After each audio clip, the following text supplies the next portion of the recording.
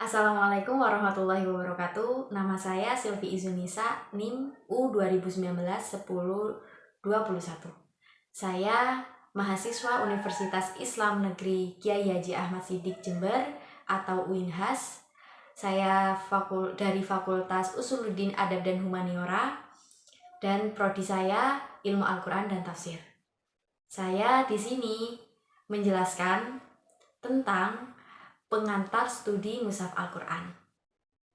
Di antaranya saya akan menjelaskan pertama tentang pengertian Al-Quran dan Mushaf Al-Quran, dan yang kedua sejarah singkat tentang Al-Quran pada masa Nabi Muhammad sampai masa Khalifah Utsman bin Affan, dan yang ketiga saya akan juga menjelaskan ilustrasi perkembangan tulisan Al-Quran, dan yang keempat menjelaskan hukum penulisan Rasul Utsmani, dan yang kelima perbedaan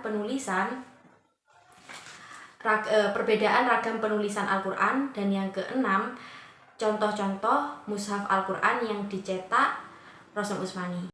Sebelum lanjut ke penjelasan berikutnya, teman-teman bisa like dulu video ini dan share ke teman-temannya. Penjelasan yang pertama adalah pengertian Al-Quran dan Mushaf Al-Quran. Di sini mungkin sudah banyak yang tahu penjelasan pengertian Al-Quran itu sendiri. Di sini saya akan mengingatkan kembali atau menjelaskan kembali sedikit tentang Al-Quran. Al-Quran adalah kalam Allah yang diturunkan kepada Nabi Muhammad SAW sebagai nabi terakhir dan penutup untuk para nabi yang sebelumnya melalui malaikat Jibril, dan ayat-ayatnya tertulis pada mushaf sampai ke kita. Lalu jalannya melalui mutawatir yang membacanya bernilai ibadah, lalu urutannya mulai dari surat Al-Fatihah dan diakhiri dengan surat An-Nas. Dan yang kedua, pengertian mushaf Al-Quran. Mushaf adalah lembaran-lembaran. Kalau mushaf Al-Quran adalah lembaran-lembaran yang menghimpun ayat-ayat Al-Quran secara urut dan utuh. Begitu. Jadi bisa dibedakan kan Al-Quran dan mushaf Al-Quran. Yang kedua, menjelaskan tentang sejarah Al-Quran. Sejarah Al-Quran ini dimulai pada masa Nabi Muhammad SAW. Pada masa ini Al-Quran masih berbentuk hafalan, dan tulisan ayat-ayat Qurannya masih di suatu batu, ditulis di batu, di pelepah kurma dan kulit hewan, begitu. Nah, di masa Nabi Muhammad SAW banyak orang-orang pada masa itu penghafal Al-Quran, tentu saja langsung diajarkan oleh Nabi Muhammad SAW. Lalu singkat cerita, pada masa Abu Bakar As-Siddiq, ini masa-masa pengumpulan Al-Quran. Pengumpulan Al-Quran yang pertama, yang bisa dikenal dengan Tadwinul Awal. Nah, pengumpulan yang pertama ini atas dasar usulan Khalifah Umar bin Khattab. Nah, dikarenakan para penghafal Al-Quran mulai gugur saat perang, sudah meninggal gitu. Jadi sedikit para penghafal Al-Quran pada masa Abu Bakar. Ditakutkan Al-Quran akan punah di masa itu. Jadi diusulkanlah oleh oleh Umar bin Khattab kepada Abu Bakar, dan disetujuinya. Setelah dikumpulkan, dijadikan satu, lalu disimpan pada masa itu, pada masa Abu Bakar. Lalu dilanjutkan pada masa Utsman bin Affan. Pada Utsman bin Affan ini pengumpulan Al-Quran yang kedua, bisa dikenal dengan Tadwinus San.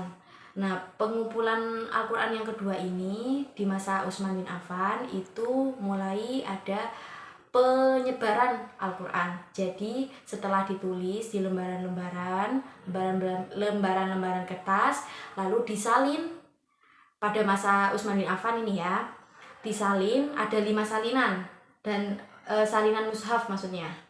Dan 5 salinan ini didistribusikan ke Basra, Kufah, Syam, Makkah, dan mushaf Al-Imam begitu. Jadi perbedaannya antara mushaf di masa Abu Bakar dan Utsman, perbedaannya kalau mushaf di masa Abu Bakar itu setelah dikumpulkan disimpan, cuman ada satu, tidak ada salinannya. Kalau di masa Utsman bin Affan itu mulai ada penyebaran Al-Quran, jadi ada salinan Al-Quran begitu. Nah, inilah sejarah singkat tentang perkembangan Al-Quran di masa Nabi Muhammad sampai Khalifah Utsman bin Affan. Selanjutnya, saya akan menjelaskan tentang ilustrasi perkembangan tulisan Al-Quran. Awal mulanya Al-Quran ditulis menggunakan khot kufi, tanpa titik dan tanda baca, seperti gambar. Lalu Abul Aswad Ad-Du'ali memberikan titik i'rab atau naktul i'rab. Hal ini atas perintah Gubernur Basroh Ziyad bin Ziyad. Pemberian titik i'rab untuk membedakan huruf-huruf yang sama karakternya atau naktul ijam oleh Nasr bin Asim dan Yahya bin Yamur. Hal ini atas perintah Hajjaj bin Thaqafi. Beliau adalah salah satu gubernur pada masa dinasti Umayyah. Lalu penyempurnaan tanda harokat oleh Khalil bin Ahmad Al-Farohidi. Nah, hal ini yang sudah ada harokat lengkap yang kita kenal pada saat ini. Penulisannya masih menggunakan khot kufi.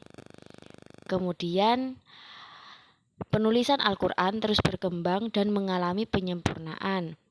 Dan akhirnya khot naskhi yang paling banyak digunakan dengan pemberian tanda baca dan harokat yang beragam. Yang keempat, saya akan menjelaskan tentang hukum Rosem Utsmani dalam penulisan Al-Quran.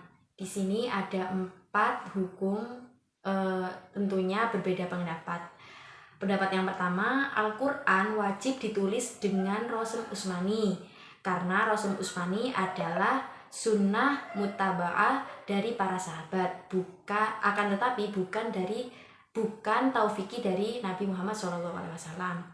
Tentunya alasan ini disandarkan pada Malik bin Anas, Yahya al-Nasaburi, Ahmad bin Hambal, Abu Amr ad-Dani, Ali bin Muhammad al-Sahawi, Ibrahim bin Umar al-Ja'biri, dan Ahmad bin Husain al-Baihaqi.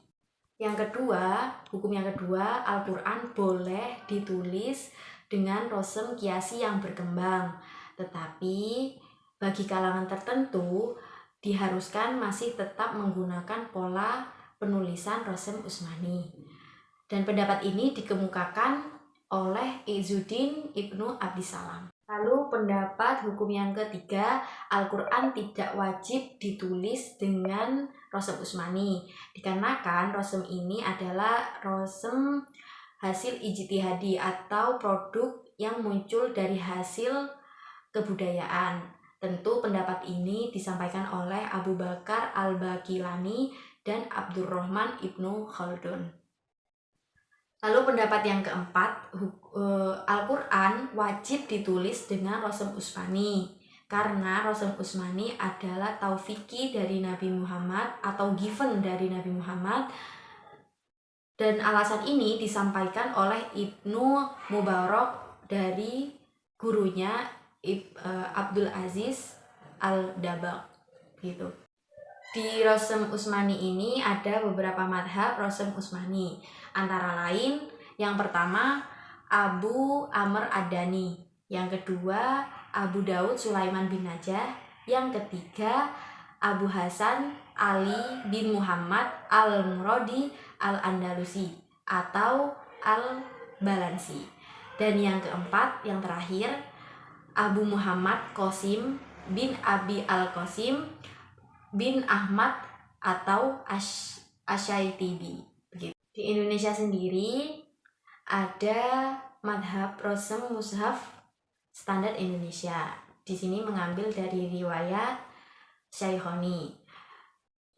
Mengatakan bahwa Abu Amr Ad-Dani dan Abu Daud Sulaiman bin Najah dengan tanpa melakukan tarjih ar-riwayah dan terkadang mengambil dari pandangan di luar kedua tadi, Abu Amr Ad-Dani dan Abu Daud Sulaiman. Dan utamanya di Mushaf Standar Indonesia ini mengambil pandangan dari Jalaluddin Abdurrahman As-Suyuti dalam kitab Al-Itqan fil Ulumil Quran. Yang kelima, menjelaskan tentang ragam perbedaan penulisan Al-Quran. Perbedaan ragam penulisan Al-Quran ada 5. Yang pertama, rosem. Rosem adalah pola penulisan. Lalu yang kedua, rosem Utsmani. Rosem Utsmani ini sesuai dengan madhab yang diikuti. Madhab ini yang dijelaskan sebelumnya. Lalu yang ketiga, rosem imla'i. Yang keempat, tanda wakof. Dan yang kelima, sistem harokat dan tanda baca. Itulah 5 perbedaan ragam penulisan Al-Quran. Yang terakhir, penjelasan yang keenam, contoh-contoh mushaf yang dicetak dengan rosem Utsmani. Berikut gambarnya.